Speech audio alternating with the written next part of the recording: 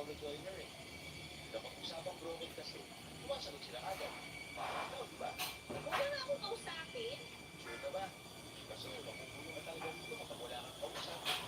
At dito lang tayo sa loob ng bahay. Habang hinintay natin yung natin na makatuwa-luwa ko. Wala rin signal saka mukhang mabasa yung internet na pinapanatin ng mga okay. Paano mo naman nalaman na magpapatato ako kay Wako? Ay, yun naman ang highlight ng buskalan yun eh. Ang magpatato sa pinakamatanda at pinakamuling babae. Magpapatato ka rin ba? Oo, nakikipagkwentuhan ka na sa akin ha. Lalo ba, ayaw mo kausapin kita. Ewan ko sa'yo. Sure ba?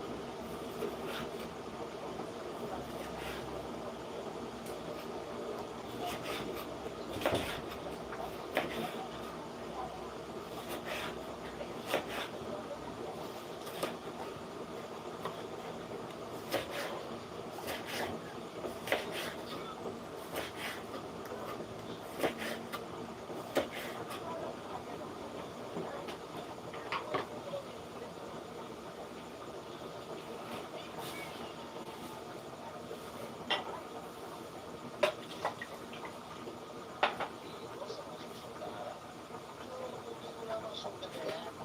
Oo, sigurado ako. Mababawasan ang magiging sugat. Hindi ako nakainig sa sinabi ni AJ. Hindi naman kasi ako doon sa plata at masuya. Isa ako sa mga maayos makisama. Malaking tigan at malaking iba. Kaya lang, dala ng sugat ko mula kay Kendrick ay kinailangan kong inarapang gamitin suplada ko para makaiwas na may makatanging ng mga sugat ko mapatutod. Tama si AJ. Pero hindi ko yun sinabi sa kanya dahil parang pinayagan ko lang siya na napilan ako at nagdalin ng sugat. Hindi ko noon yun kayo at umalis na rin si AJ pagkatapos noon at naligo na lamang. Hindi naman ako nilapitan ng iba pang mga kasama namin sa grupo at kapag kung paano ko sobrasahan si AJ. Kaya alam na rin siguro nila na hindi ako basta-basta pwedeng lapitan. Para akong asong nasugatan mapatutod. Tumatahol para maprotektahan ang sarili mula sa mga taong pwede pang malakit at matingin sa sugat natin. Humiga ako sa kahoy na sahig na pinutuluyan namin. Nakatingin lamang ako sa kisame dahil sa mananahimik at pag-iisa ko ay naalala ko bigla ang nakaraan ko. Isa sa mga pangarap namin gawin ni Edric noon ay ang pupunta sa Pustalan para magpatato kay Juan Paul. Pagustado, sabi nga nila, namin magpa-3 sa gilid ng braso namin. Ilang beses kami nag-schedule noon pero sa hindi namin may pagsalag na kadailanan ay lagi na lang may dumarating na sitwasyon para magpuli ng pero kailangan namin pumasok sa trabaho dahil may mga biglang problema na kailangan Ilukot mo lang bata. o di naman kaya ay Ilukot mo, kasi mo di na nagkamot. problema sa mga pamilya namin at kailangan namin minsan naman hindi nila may pagkakasakit isa man sa amin. Napansin na namin dalawa yun ni Edric kaya sinabi lang namin na makakapunta rin kami sa hospital para magpatato kapag pwede na talaga. At hindi na hahatakan ang lahat nila. At wala ang mas sa pagkakalaan ako sila dito sa akin.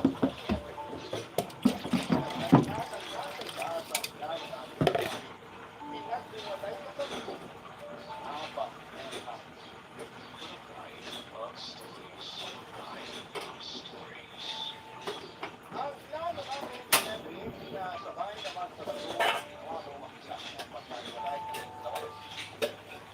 Alam ko parang hindi yun madali at parang papatakin lamang ang sarili ko sa ginawa ko. Pero gusto ko lang patunayan sa lahat, lalo na sa sarili ko na pwede ko pa rin patunayan na lalo na ang dalawa ng mag-isa. Gusto kong patunayan na kaya kong gawin yun kahit na wala na siya. Oo, at mas magiging masakit pa ang alaala ng mga plano namin ni Henry. Kesa sa mismong proseso ng lahat, pero kailangan ko i-isip at gawin. Gusto ko magkaroon ng simbolo sa katawan ko na nakaya ko ang sakit. Pumayag na ako mag-extend ng stay sa Pustalan. Dahil na napag-iip naman ako sa trabaho. Kailangan ko lang din ang malayong mula sa mga lugar na nakasanayan ko para makahinga ng kausap ng lupa. Alam ko na kapag nasa Maynila lamang ako ay pwedeng matahanap ko ang isa sa mga lugar. Ang madalas namin pinupuntahan ni Edric. Hindi ko pa kaya ang lahat. Kaya mabuti rin siguro na nag-stay pa ako sa Pustalan. Nakaminig kong bigyan na kung na rin ako noon dahil sinabayan pa na kunan at wala nag-isip sa ito. May makalabas dahil delikado ang daanan sa labas ng Pustalan. Sa pagpupo nila. Kaya naman, pinabuti ko makipag-usap na lamang kay wala namang masama. Kaming dalawa lang noon ang nasa loob ng pinupunan namin. Ang dalawa ang kasama sa pool. Dahil nagsiblitan na lamang sila para sa sagana pool. Kaya rason namin ang hindi kalakihan at pinupunan namin mapatutod.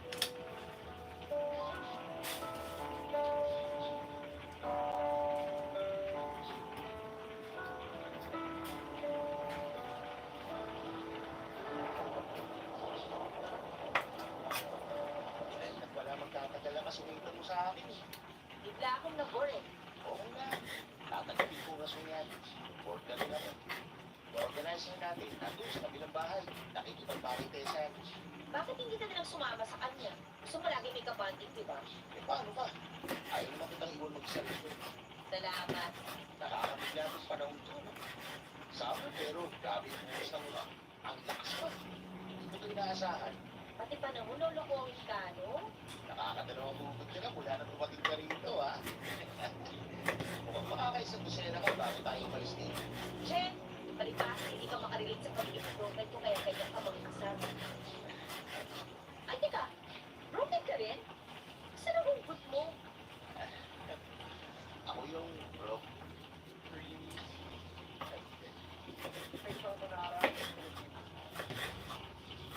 could never really decide whether a red house or a white house is when in doubt, I just go back. So why not do the same with the classic empathy para sa akin kasi nakakatulong yung gusto Na walang hugot. So, ikaw yung broken version 2.0. Malinis na version. Walang hugot. Sana all.